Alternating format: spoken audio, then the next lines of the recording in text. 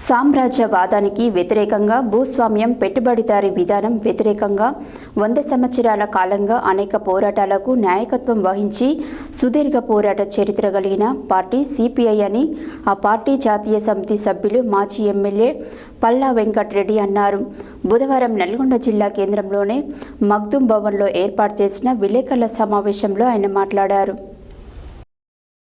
బుధవారం నల్గొండ జిల్లా కేంద్రంలోని మగ్దుం భవనంలో ఏర్పాటు చేసిన విలేకరుల సమావేశంలో సిపిఐ 100 వసంతాల బహిరంగ సభ కరపత్రంను విడుదల చేశారు.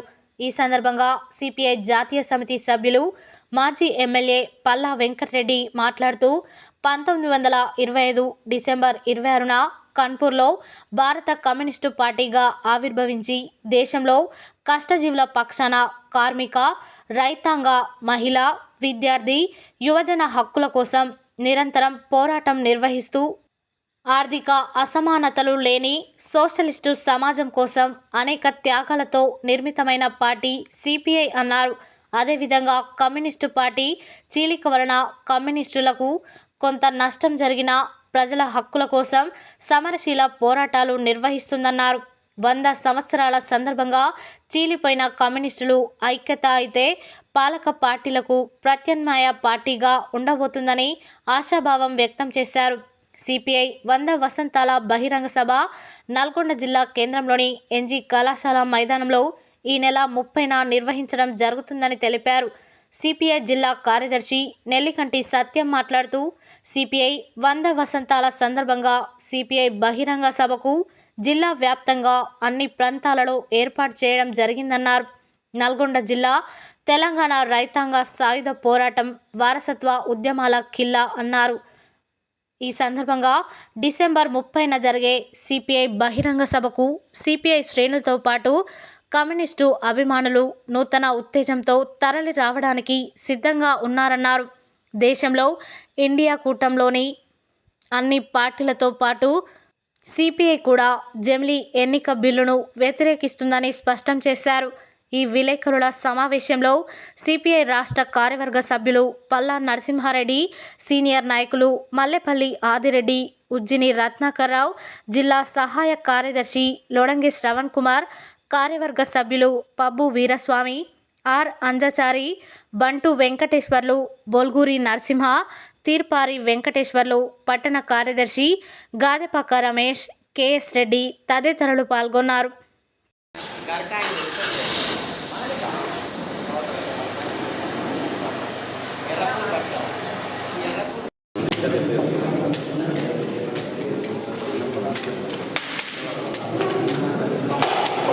వెంకరెడ్డి గారు మాట్లాడవలసింది కోరుతాం. కాంగ్రెస్ పార్టీ తర్వాత ఇంత సుదీర్ఘమైన చరిత్ర ఉన్నది కమ్యూనిస్ట్ పార్టీకి. స్వాతంత్రం వచ్చిన తర్వాత మరి ఇక అనేక ఆర్థిక అంశాల మీద, అట్లాగే మరి కార్మికుల హక్కుల కోసం, మహిళల హక్కుల కోసం, మరి విద్యార్థుల యువజనుల సమస్యల మీద మరి అనేక పోరాటాలు ట్రేడ్ యూనియన్ కార్యకర్తలు. ఇక్కడ అన్ని రాజకీయ పార్టీలు అవకాశవాద రాజకీయాలతో విఫలమైన పార్టీలే. ప్రత్యామ్నాయం లేక ఏదో ఒక పార్టీని ప్రజలు కోరుకుంటున్నారు ఉన్న పార్టీల్లో.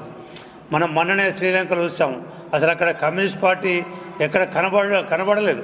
కానీ అక్కడ మరి ప్రజలు చైతన్యవంతులై అక్కడ ప్రభుత్వాల మీద విరక్తి చెంది ఒక విప్లవంలాగానే వచ్చేసింది.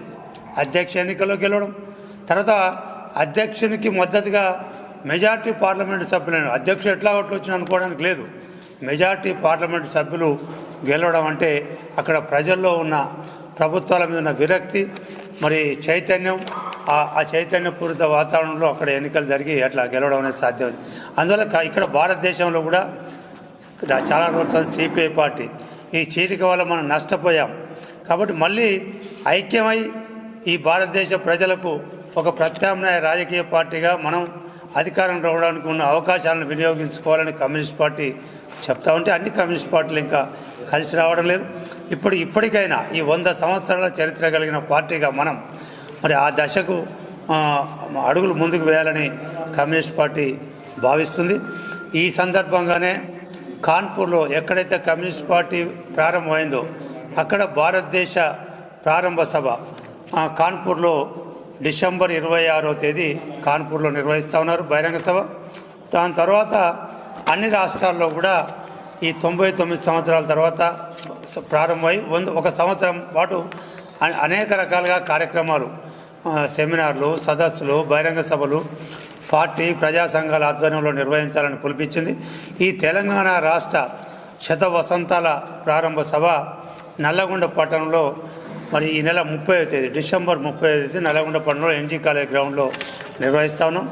ఆ బహిరంగ సభకు సిపిఐ జాతీయ ప్రధాన కార్యదర్శి డి రాజా గారు, అట్లాగే మన మాజీ ప్రధాన కార్యదర్శి మన నల్లగొండ పార్లమెంట్ సభ్యులు సురవరం సుధాకర్ రెడ్డి గారు పాల్గొంటారు. వారితో పాటు సిపిఐ రాష్ట్ర కార్యదర్శి సాంబశివరావు గారు, మరి సిపిఐ మాజీ కార్యదర్శి చాడా వెంకటరెడ్డి గారు, అజీజ్ పాషా గారు, రాష్ట్ర కార్యదర్శి వర్గ సభ్యులందరూ కూడా పాల్గొంటారు. ఈ జిల్లాలో 3 జిల్లాల కార్యదర్శులు, అట్లాగే సీనియర్ నాయకులు, స్థాయి వరకు పనిచేసిన నాయకులు పువ్వాడ నాగేశ్వరరావు గారు, ప్రతాప్ రెడ్డి గారు, ఈ ఉమ్మడి జిల్లా కార్యదర్శిగా పనిచేసి స్వాతంత్ర సమరయోధుడుగా ఉన్న దొడ్డ నారాయణరావు గారు, అట్లాగే ఉమ్మడి మెదక్ జిల్లా కార్యదర్శిగా పనిచేసి స్వాతంత్ర సమరయోధుడు ఎంకే మైనుద్దీన్ గారు తదితర అనేక మంది నాయకులను కూడా